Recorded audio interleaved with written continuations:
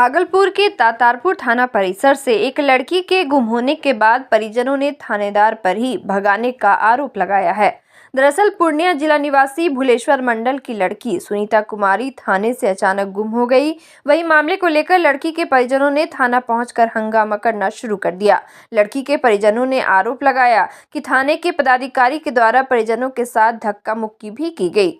वही गुम हुई लड़की के पिता ने बताया कि मेरी बेटी तातारपुर थाना क्षेत्र के लॉज में रहकर पढ़ाई करती थी और उसे किसी अमन नाम के लड़के से प्यार हो गया था, जो बांका जिले का रहने वाला है। मामला गड़बड़ाता देख पुलिस की मदद से उन लोगों ने लड़की को थाने पर लाया, पर लड़की ने अपने परिवार एवं पुलिस की आंखों में धूल झोंक कर थाना परिसर से गायब हो गई। जिसके बाद मामले में परिजनों ने थाने के पदाधिकारी पर ही लड़की के गुम होने का इल्जाम लगाया। तातारपुर थाना प्रभारी अनिल शाह ने कहा कि ऐसी कोई बात नहीं है, लड़की का किसी लड़के से प्रेम प्रसंग चल रहा था और लड़की बालिग है और वह अपने माता पिता के बात से बाहर हो गई है।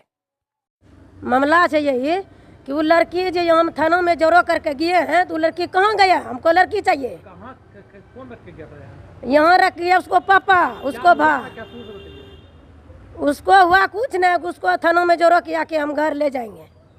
तो उस घर ले जाएंगे तो हम आए हैं, तो वो लड़की कहाँ है? लड़की बिला गया थाना से।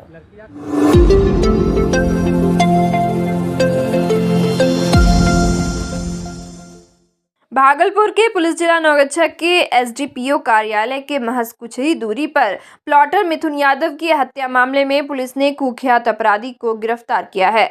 जमीन को लेकर अपराधियों ने मिथुन की हत्या की थी। पुलिसिया पूछताछ में आरोपी ने इसका खुलासा किया। गुरुवार को नौगच्छा एसपी पूरन झा ने पत्रकारों को प्रेस कॉन्फ्रेंस कर जानकारी दी। प्रेस वार्ता के दौरान नौगच्छा एसपी ने बताया कि मकंदपुर चौक के पास 8 मार्च को मिथुन कुमार की अज्ञात अपराधियों ने गोली मारकर हत्या कर दी थी।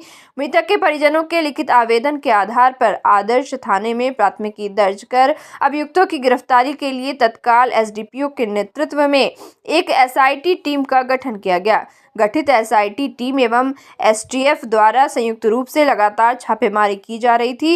इसी क्रम में कुख्यात एवं कई आपराधिक कांड में वंचित अपराधी कैलाश यादव के पुत्र राहुल कुमार को असम के गुवाहाटी से गिरफ्तार कर लिया गया है। गिरफ्तार आरोपी से जब पूछताछ की गई तो उसने अपना अपराध स्वीकार किया। उसने मिथुन यादव की हत्या के बारे में बताया कि जेल में बंद छोटू यादव इस जमीन पर कब्जा करना चाहता था। इसी कारण उसने छोटू के कहने पर ही मिथुन कुमार की जान ले ली। जी, नौगच्छा जिला पुलिस एवं एसटीएफ के द्वारा संयुक्त कार्यवाही करके असम राज्य से राहुल यादव को पकड़ा गया है। दिनांक 8 मार्च को, जैसा कि आप लोग जानते हैं, मिथुन यादव की हत्या कर दी गई थी। इसी हत्या के क्रम में राहुल यादव को गिरफ्तार किया गया है। पूर्व में भी यह विनोद यादव के हत्याकांड में वांछित था। इसके अलावा पचगछिया में जनवरी माह के अंत में फायरिंग की गई थी रंगदारी के उद्देश्य, उस केस में भी ये वांटेड था। इस पर 1 लाख का इनाम घोषित किया हुआ है। जी, इस हत्याकांड में इसने कुछ लोगों के नाम हमें बताए हैं जो इसके साथ शामिल थे। उन लोगों की गिरफ्तारी के लिए भी एसआईटी गठित की गई है एवं वो छापेमारी कर रही है।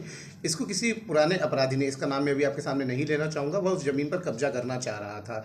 यह जमीन मिथुन यादव के पास थी। मिथुन यादव इस पर अपना गोदाम बना रहा था। उसी जमीन पर कब्जा करने के उद्देश्य से उस अपराधी ने इसे 60 से 70 हज़ार रुपये एडवांस के तौर पर दिए थे एवं अन्य रुपये घटना होने के बाद देने की बात कही थी।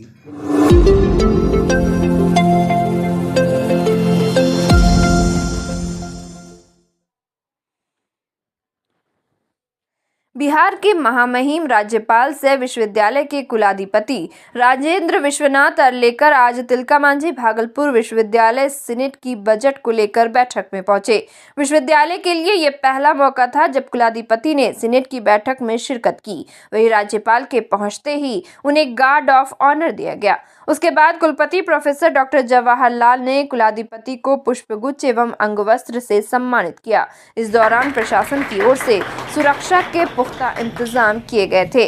वहीं सीनेट में तिलका मांझी भागलपुर विश्वविद्यालय के 6.73 अरब के बजट पर वार्ता के लिए यह बैठक रखी गई। यह बैठक टीएमबीयू अंतर्गत सुंदरवती महिला महाविद्यालय में आयोजित की गई। बैठक के दौरान तिलका मांझी भागलपुर विश्वविद्यालय के कुलपति, प्रतिकुलपति, रजिस्ट्रार के अलावा सभी सीनेट के सदस्य मौजूद थे। वहीं सीनेट की बैठक के बाद कुलाधिपति कुप्पा घाट आश्रम पहुंचे, जहां उन्होंने साधु संतों से मिलकर कई बिंदुओं पर वार्ता की।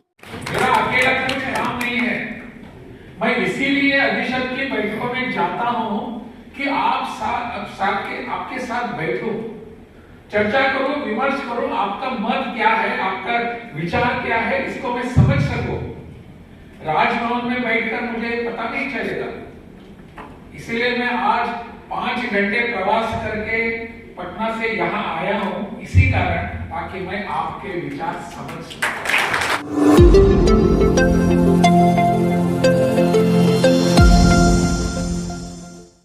आगामी त्योहार होली को देखते हुए शांति समिति की बैठक आयोजित की गई, जिसका नेतृत्व भागलपुर के बाईपास थाना अध्यक्ष सूरज कुमार वैभव ने की। वही बैठक की अध्यक्षता कर रहे बाईपास थाना प्रभारी ने सभी के विचारों को एक एक कर सुना एवं शांति और सौहार्द के साथ त्योहार मनाने पर जोर दिया। इस दौरान बैठक में आए हुए जमनी पंचायत के मुखिया चांद आलम उर्फ मानू एवं उनके साथ बैठे समिति के सदस्यों के द्वारा अपने अपने विचार रखे गए। वही सभी के विचारों को सुनने के बाद थाना प्रभारी ने कहा कि होली में हुड़दंगई करने वालों के खिलाफ सख्त कार्रवाई की जाएगी।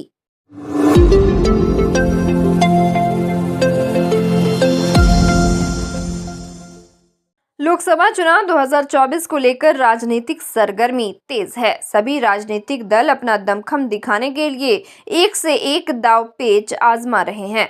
इसी कड़ी में आज AIMIM पार्टी ने भी प्रेस वार्ता का आयोजन किया, जिसमें आगामी लोकसभा चुनाव को लेकर अपनी रणनीति के बारे में बताया गया।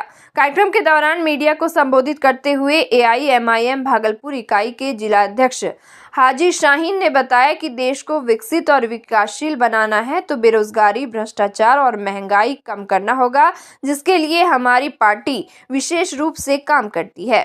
उन्होंने एकजुट होकर चुनाव लड़ने की बात कही। ये प्रेस कॉन्फ्रेंस जो है, हमारे बैरिस्टर साहब का, हमारे सदर साहब का जो ऐलान हुआ 11 सीट पे लोकसभा लड़ने का, जिसमें कि एक भागलपुर का भी चुनाव हुआ, और इसी की शुक्रिया अदा करने के लिए हमने इस प्रेस कॉन्फ्रेंस रखा है और हमने अपनी मजबूती को प्रदान करने के लिए, सामने वाले को बताने के लिए कि हम हर एतबार से इस भागलपुर लोकसभा में मजबूती से लड़ने के लिए तैयार हैं। इस भागलपुर की सरजमी से जो MIM का उम्मीदवार लोकसभा का चुनाव लड़ने जा रहा है, उसके लिए ही हम लोग मशवरा करने बैठे हैं। 3-4 नाम सामने आया है, जिसके उम्मीदवारी में एक मेरा भी नाम है। मैं डॉक्टर तनवीर हसन अपना भी नाम दिया हूं। अब है कि पार्टी की जो राय होगी वो काबिल कबूल होगी। पार्टी जो भी निर्णय लेगा उसको माना जाएगा।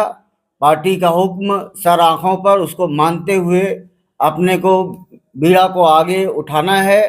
पार्टी टिकट दे तो भी हम पार्टी का चुनाव लड़के और ये दिखला देंगे भागलपुर की धरती को कि भागलपुर को भागलपुर का बेटा मिला है।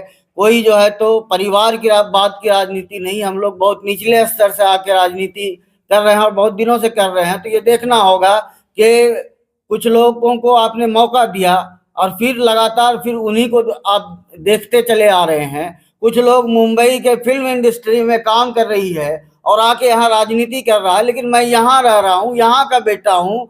मेरा हक बनता है कि आप जब हम यहाँ से टिकट मिले तो मैं यहाँ से चुनाव लड़ूं और मेरा हक बनता है कि जिला की जनता हमें वोट करे।